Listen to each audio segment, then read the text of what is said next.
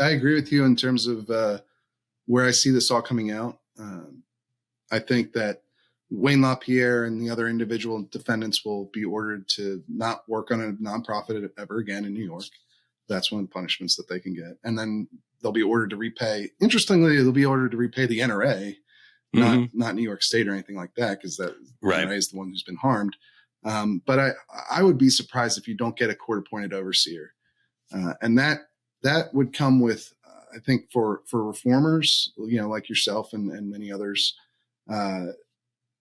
there's a lot of potential upside and a lot of potential risk with that, because the judge has seemed to be pretty fair thus far. He was the one who said James can't dissolve the organization. That wouldn't make sense, as you mentioned earlier. But at the same time, he's also said that the allegations are very serious and that they would, that they would likely result in serious changes being needed if they're proved to be true. So he seems to be handling things fairly down the middle. Certainly the jury, pulling it from New York, is likely to produce a jury that's not going to be super eager to let the NRA off the hook, or at least its membership, its leadership off the hook for the stuff that they've done.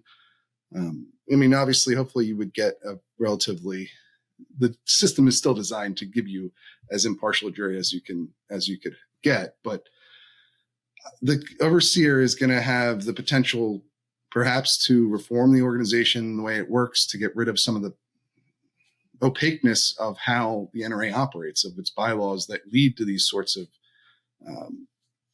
possibilities for corruption. Right, the way the NRA is designed to operate lends a lot of power to a small group of individuals at the top and obfuscates a lot of that through the way the board operates, how big the board is, how you get on the board, all this stuff that you got into a little bit there.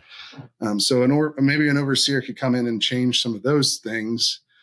But of course, an overseer, maybe they're going to be politically tinged as well, like James is, and they're not going to be in there to try and actually fix the NRA, but to hamper it. That's a real risk that exists. Absolutely, with politics getting tied up in it. Absolutely, and I think it's going to be important to if a monitor is appointed, it's going to be critical to know what powers that monitor has, right? Mm-hmm. If it really is just a matter of, okay, well, they're going to be poring over expenses with a microscope. And they're going to disclose these payments that might be untoward, or they're going to say no, that's you're not spending money here. That's one thing. But if the monitor is then trying to insert themselves into policy fights and say, no, you know what, the organization doesn't have $1 million to spend on a case like Bruin. Or that's not a good use of the organization's money at a time in which, there are all these legal bills and other things. You're right. There's a lot of danger. Yeah.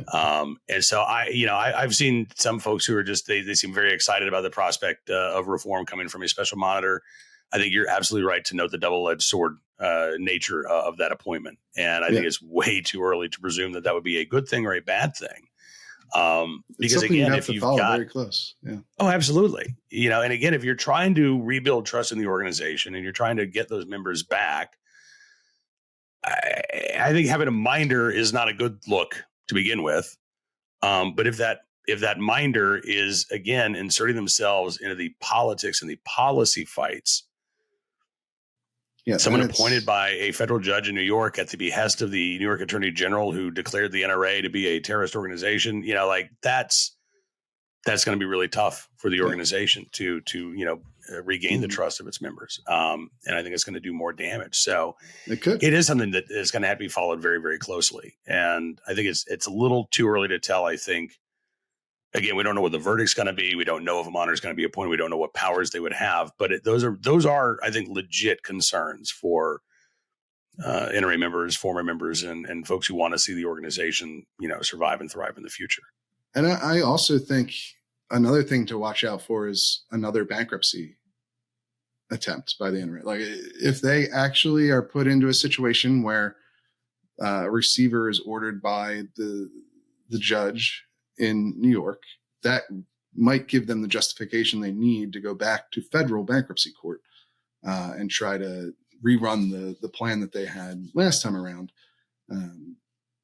And so that's another possibility I could see coming down that maybe people don't expect, but something, again, yeah, like you said, we're 2 weeks into the trial. The trial should last about 6 weeks.